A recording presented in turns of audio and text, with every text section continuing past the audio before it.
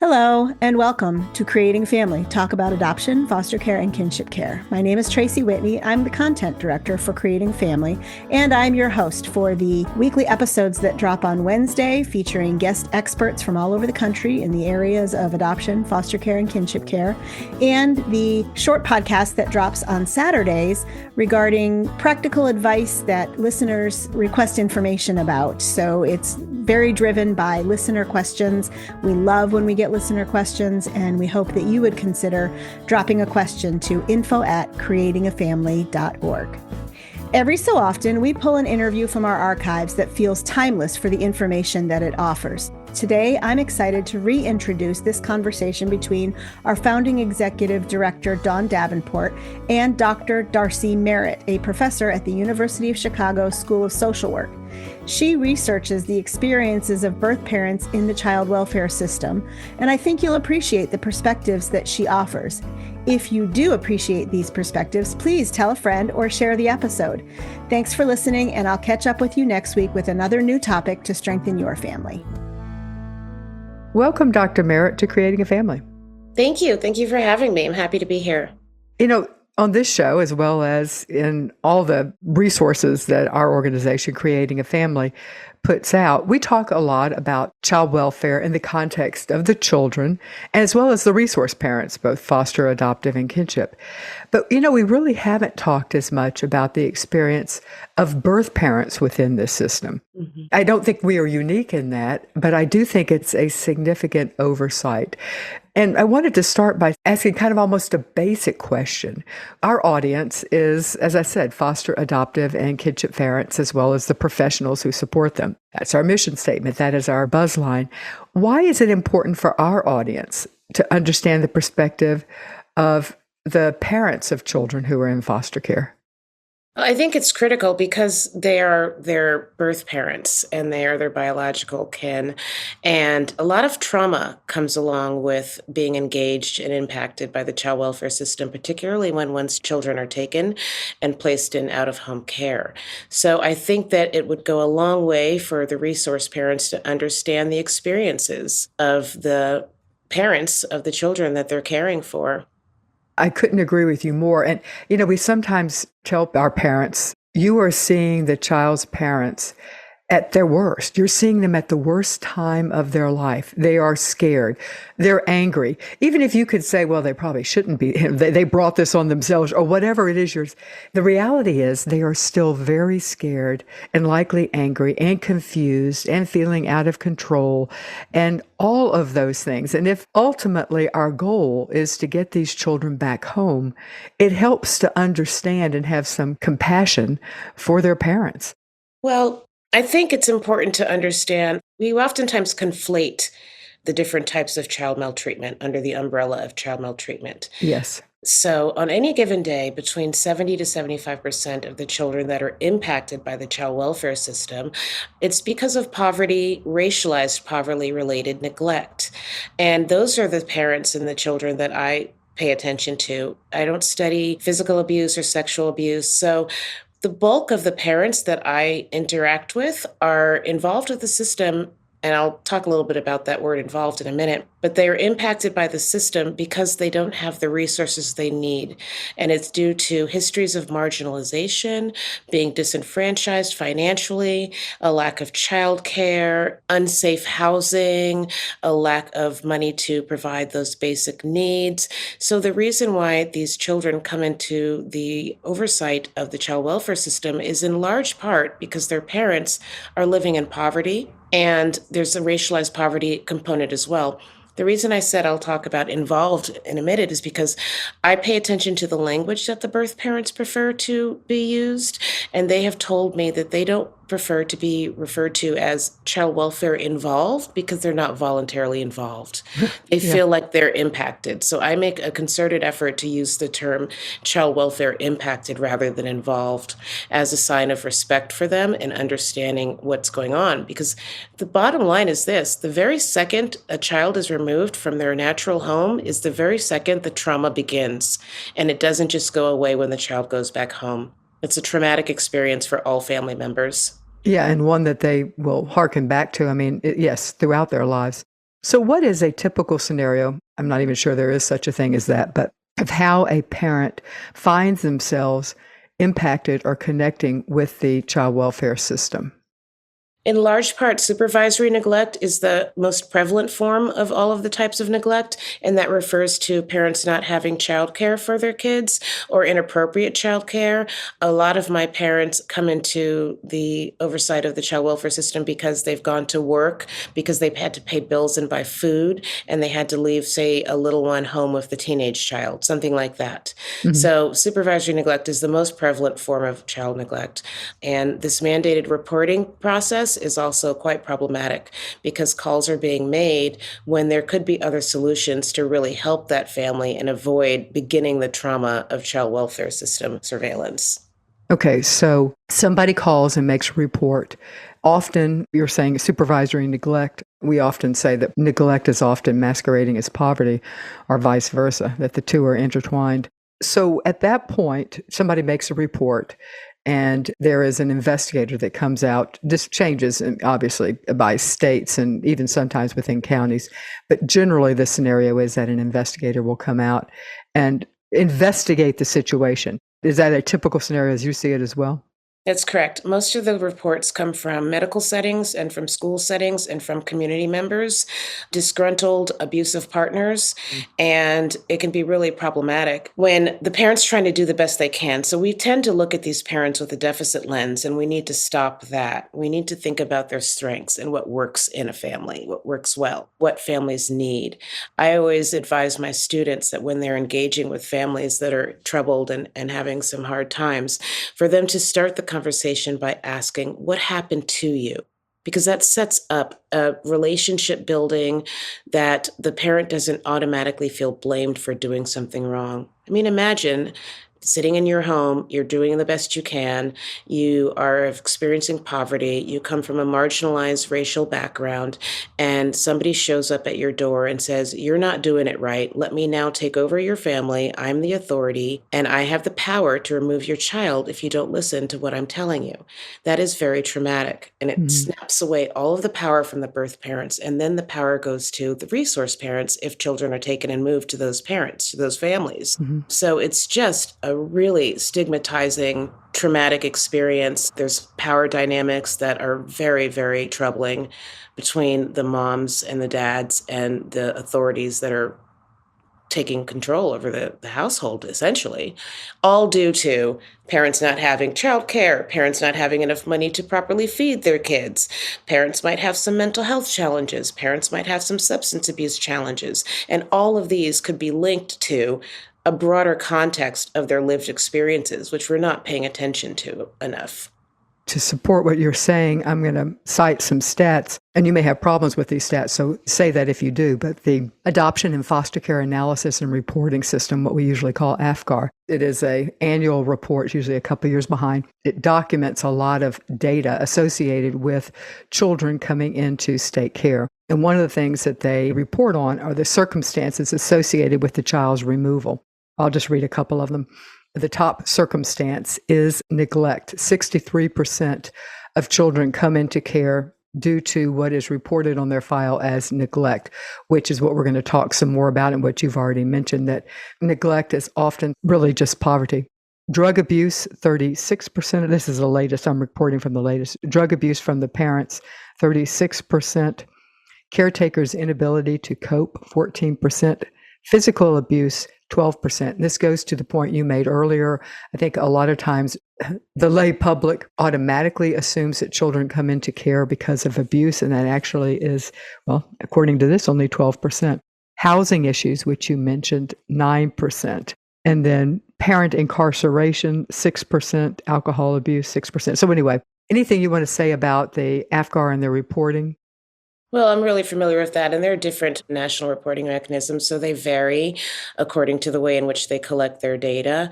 What I need to say about that is every single thing that you just mentioned should not be a punishment.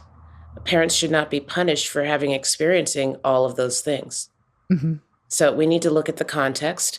We need to think about the etiology of these problems instead of just blaming parents, because the system was set up to protect children from harm, right? Mm-hmm.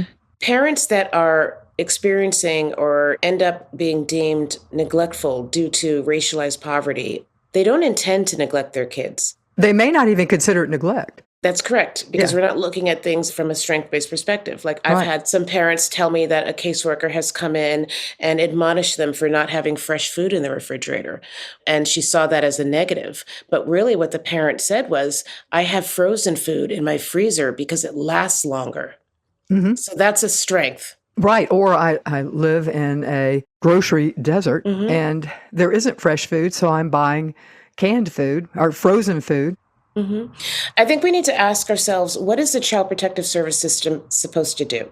Is it supposed to blame parents because they're poor and minority? Or is it supposed to protect children from poverty? Because the original legislation was not set up to have this protective system that disproportionately impacts Black and Brown families. It was not set up to mitigate poverty effects. That's not what it was set up to do, but that's what we're doing. Mm. I call it the child poverty surveillance system rather than the child protective service, because really we're surveilling people who live in poverty. So, how do you factor in substance abuse disorder?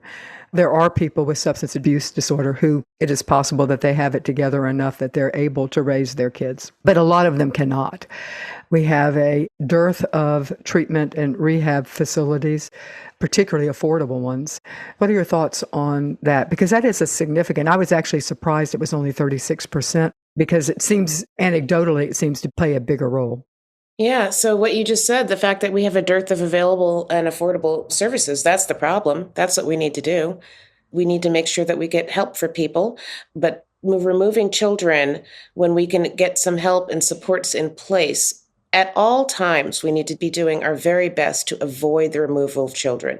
Now, I know substance abuse issues and mental health issues can be extremely challenging, and children can be placed in unsafe conditions due to that.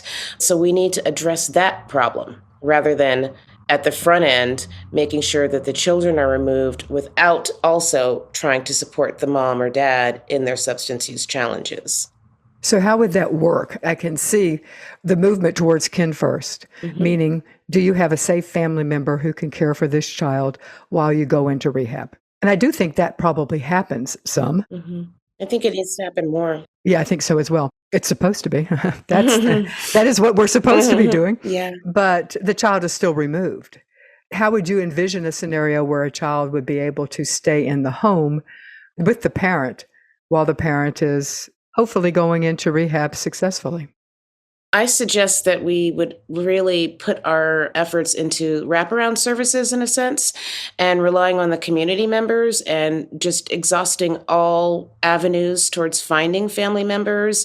Or it doesn't even have to be a family member, like somebody close to the family, somebody that has a relationship with the family where that stigma is then eliminated, where they can get the help to take care of that family. I mean, affluent communities do this all the time. I mean, there's a lot of substance use in affluent communities. Absolutely.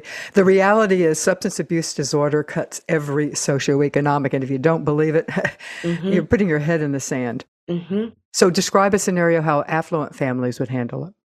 Well, affluent families typically don't end up under the surveillance of the Child Protective Service system. So they handle That it is true. because they have the privilege to not have those reports made, because they have supports. They can pay for their substance abuse treatment. They can have community members and all kinds of services they have access and availability to engage with. So they're typically not, I mean, we do have cases of affluent families coming under the oversight of the system, but it's very rare.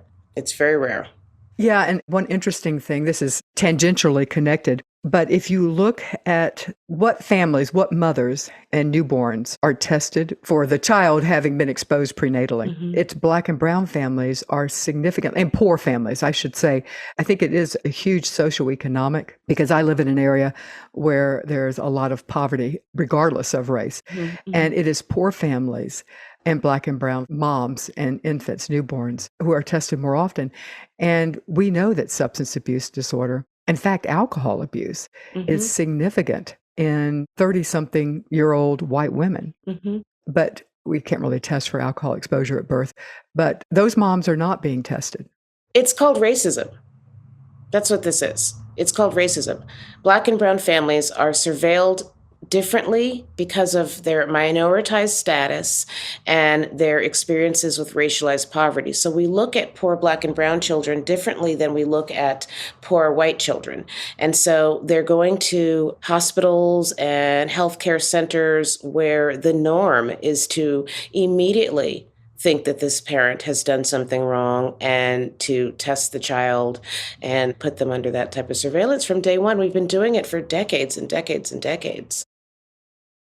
Let me pause for a moment to welcome our new listeners and to say a warm thank you to our continuing listeners who are returning this week. We really do appreciate you. And I also want to point out that if you subscribe to the Creating a Family podcast, you will have access to a huge library of past recordings. We've been doing this for over 16 years now. And we have interviewed every expert you could possibly imagine, some who are no longer with us and some who are continuing to influence this field. So you can go through the library and just look through the titles and get a feel for whether or not this is something that you would want to listen to. So that's a benefit of subscribing to Creating a Family. So please do that and let your friends know about the podcast as well. Thank you.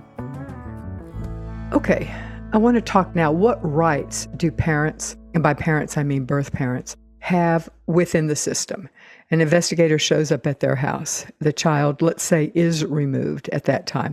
Very often the child won't be removed exactly at that time, but they are impacted by the system. They are having people come into their house. They're usually told they have to change certain things, sometimes before the child is removed, and if the child is removed, certainly after the fact. What rights do parents have when this is happening?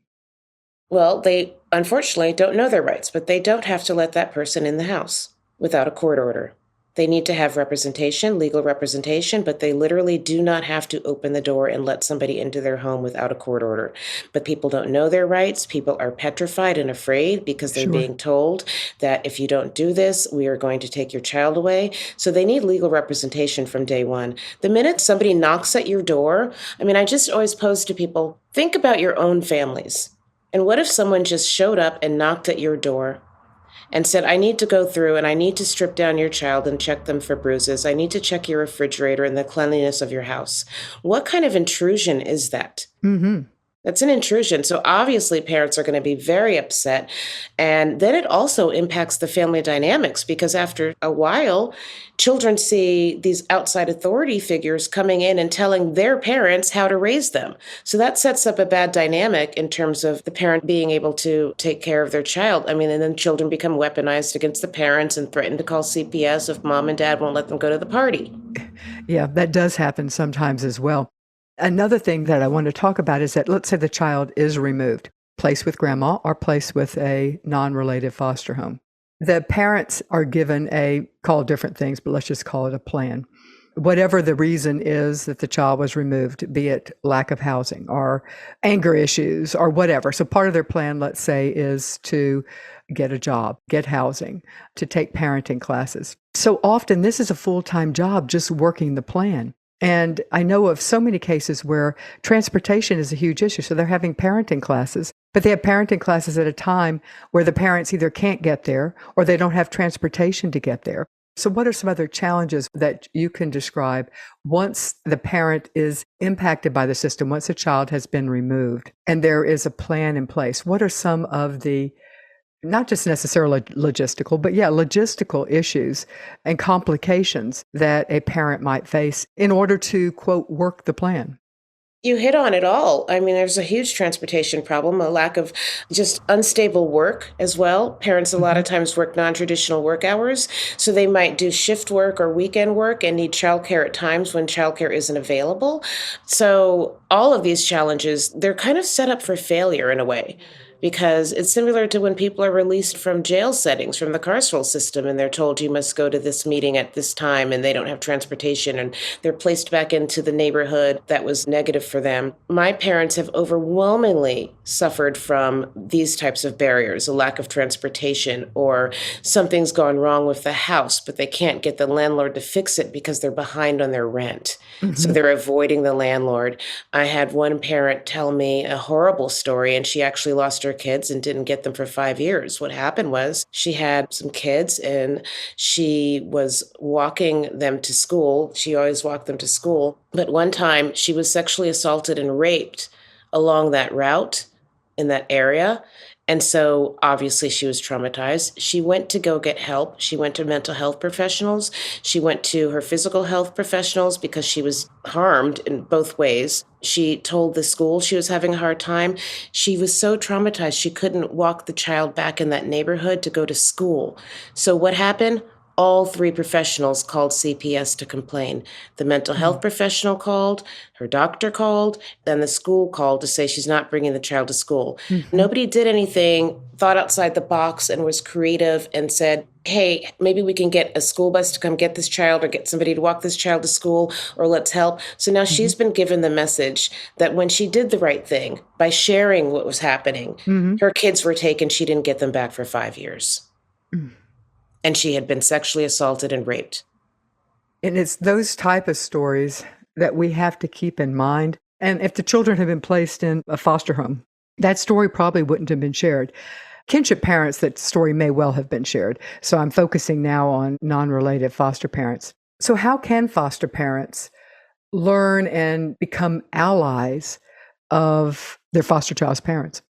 They have to do the work. They have to have compassion for the birth parent. First of all, have compassion and let that show. Developing a relationship with them, asking the parent, what happened to you? What happened to your family? How can I help? What can I do to help? So that the parent trusts the foster parent, because there's a lot of distrust when you've got your child living with a stranger. A lot of fear. A lot of fear. I mean, think about the standpoint of the horror stories that are in the media about foster parents. And foster parents hate that. But can you imagine that your child is living with a stranger whom you don't know? And you have beliefs that these people are, and think of all the stereotypes, in it for the money. Abusers are pedophiles or whatever, preferencing their own children. So all those things are going through your foster child's parent's mind. That's why foster parents need to understand that. And maybe if they can just do some self-reflection and think to themselves, how would I feel if my child was taken from me and placed in the home of a stranger? And just keep that top of mind every minute of every day. If you are involved with foster parent, kinship parent, adoptive parent support group, or if you're involved with training foster, adoptive, or kinship parents, you need to know about Creating a Family's interactive training and support curriculum for foster, adoptive, and kinship families. It is a wonderful resource. We have a library of 25 curriculum. Each curriculum comes with a video, a facilitator guide, a handout specific to that topic, and an additional resource sheet. The topics are directly relevant to parenting foster, adoptive, and kinship families. You can check it out at parentsupportgroups.org. That's parentsupportgroups.org. How does generational poverty factor in? Well, it's a huge problem, and that's why we have generational exposure to the child welfare system, to the child protective service system as well, because now we're assessing the likelihood and risk of a child being neglected or abused based on their parents' history with the system. So when people don't have generational wealth and they have no opportunity to gain generational wealth, and they have less education, fewer employment opportunities, they live in low resource neighborhoods and school districts, and they can't pull themselves out of this poverty, then they're going to continually be under the surveillance, because a lot of these reports come from these neighborhoods. People that interact with different systems, whether they're getting TANF or food stamps and SNAP, other mental health services, substance abuse services, a lot of information is being collected on the family. And so you just have an entire dossier of records of all the things and all the problems that this family has experienced, from grandma to mom to the child. And it just perpetuates as a cycle. And it's really, really problematic. And we need to figure out how to disrupt that cycle. We need to reimagine what the system is in place for, what the system is supposed to be doing, and how can we better support parents who are in need from a place of love and respect, and not just punitive oversight with a deficit lens. Who are the most common reporters to the child welfare system? You mentioned schools. Medical settings and schools. And now, in addition, you're saying some of the public benefit providers as well? Yeah. And community members. There can be some reports that aren't true from disgruntled people in the community, but most of the reports come from medical professionals and school professionals. So when a child falls off a slide at the playground and goes to the doctor, and the doctor might not believe the mom that he fell off, and that there wasn't any abuse involved. Medical neglect also happens. Those calls are made when mom or dad can't get the child to the appointments. And so they're being accused of neglecting their medical needs. But those same challenges that you mentioned earlier, a lack of transportation, having to go to work, these things, those are the barriers that prevent parents from getting their kids to all the medical appointments. And the bottom line is this. These parents have no reason to trust authority figures that they know have the power to call on them and remove their children. So there's this level of understandable avoidance in the first place for these parents to engage with these professionals because they know the stakes. They've developed their own institutionalized language, which is really sad. I've got parents that use the term catch a case. They're afraid to catch a case. And the Black moms that I've interviewed, and I've interviewed a lot of them, they have to navigate the world very differently. They have to keep receipts. They have to, when I say that, I mean they have to have all documentation that they took the child to this appointment, that they went to this therapy session or this play group, or they did all these things according to the plan that you mentioned earlier. So that in itself is exhausting. I don't have to do that. I don't have to walk around and keep receipts of everything I do with my family because somebody's going to come check on me. And if I don't comply, I possibly can have my entire family uprooted and dismantled. Are you saying that they're keeping these receipts once they're impacted by the system? Not before. Sometimes before, because they know if they're in a community where they see caseworkers coming through the apartment building all the time, Black families know that they have to be on alert all the time. And so they might be keeping receipts before. The people that probably don't keep receipts are people like myself, people who have privilege, socioeconomic and educational privilege. Yeah. I mean, same here. I wouldn't. Exactly. And I also use my own judgment frequently with, is this serious enough to bring them to the doctor?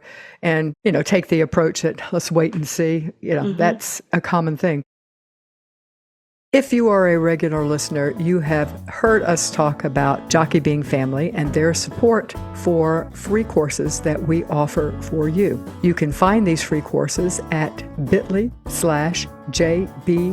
support. The Jockey Being Family Foundation has supported us offering these free courses for many years. They are excellent courses. You can use them for continuing education if you need continuing ed. But even if you don't, it could help you improve your parenting. So check it out and tell a friend.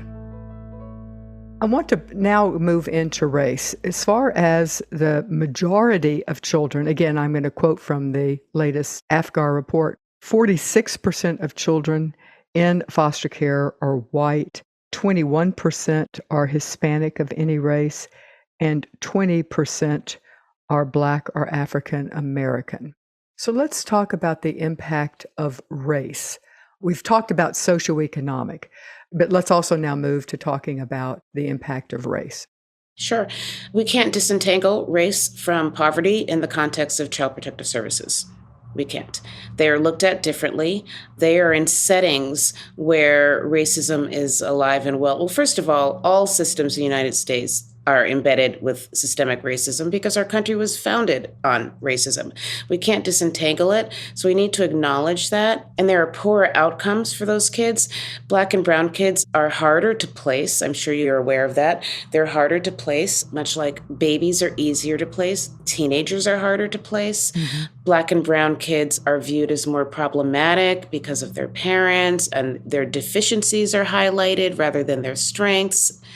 We can't disentangle it. And so racialized poverty basically refers to minoritized populations that are judged differently in their low socioeconomic status based on their race.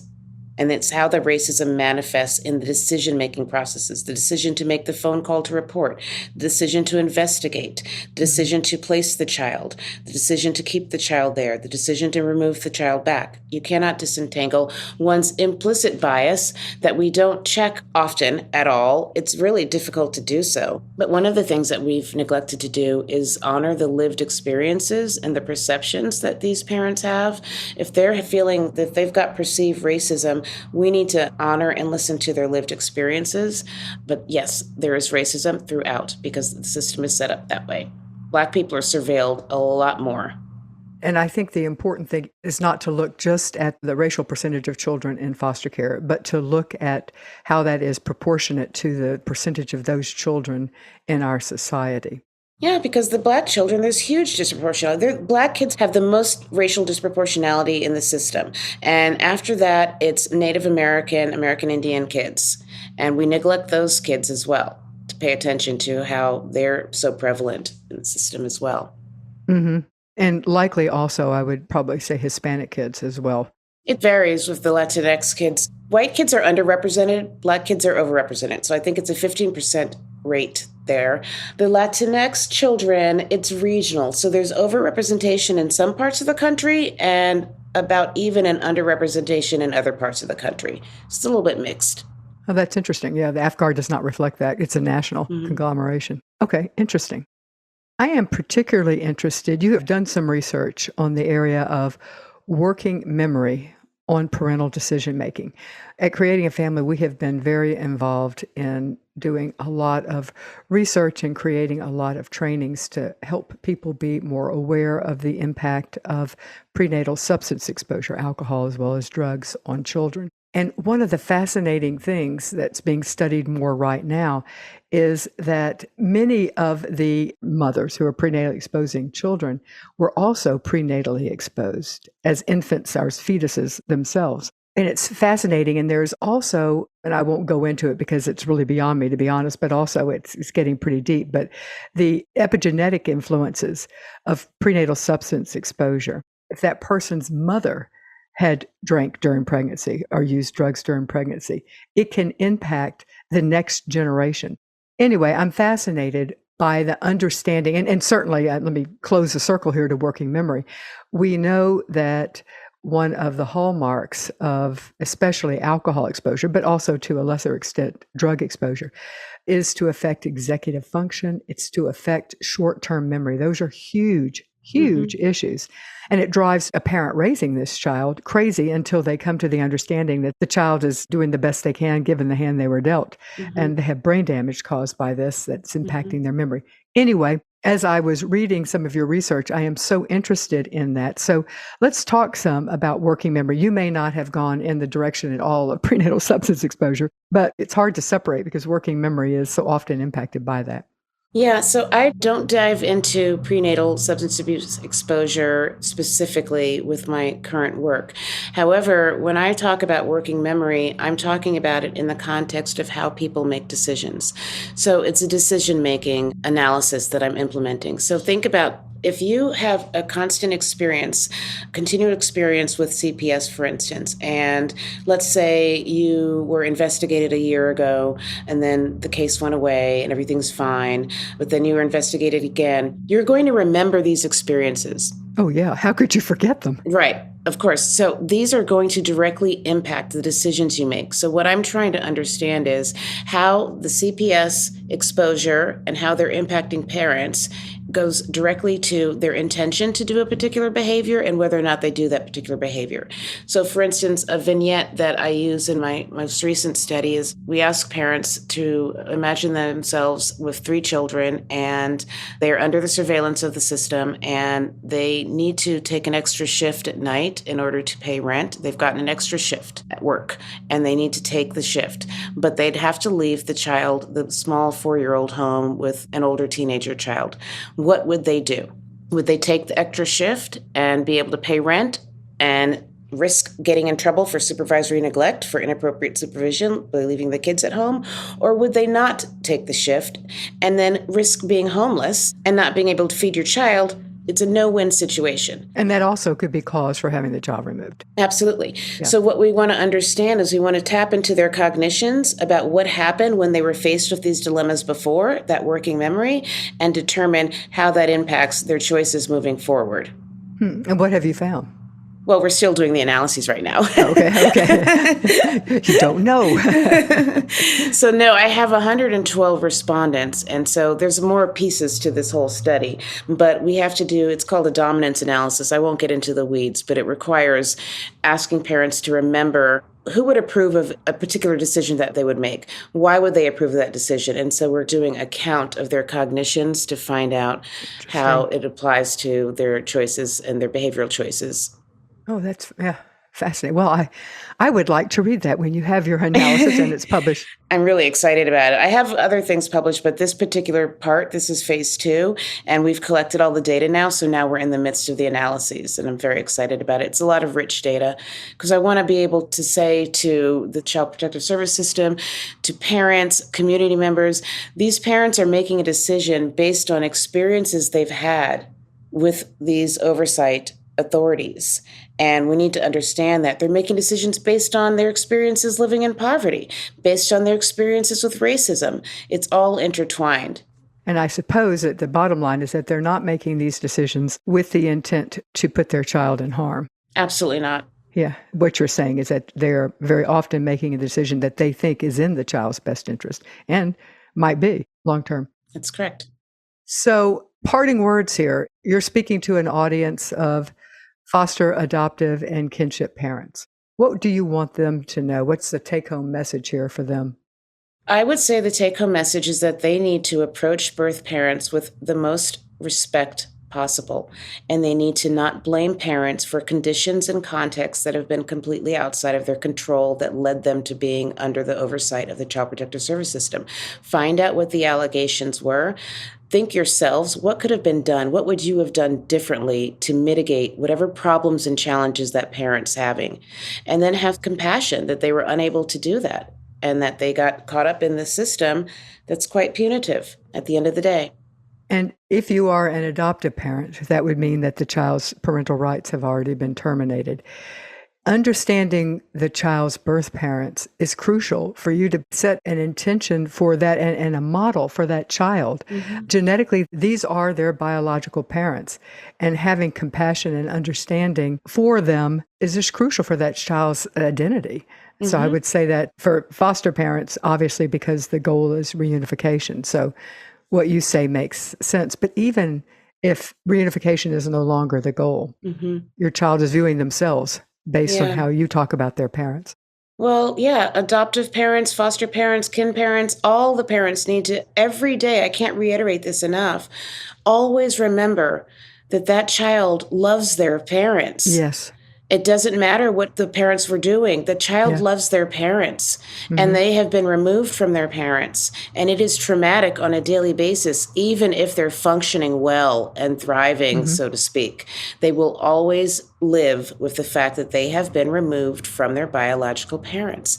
And if we can kind of put ourselves in their shoes, again, I'll go back to compassion and respect. If we can understand the trauma that this is for all family members, then it brings us a little bit closer to at least engaging in a more healthy relationship, a helping relationship with the birth parents and with the extended family members as well, because we need to have community support for parents and families that are struggling.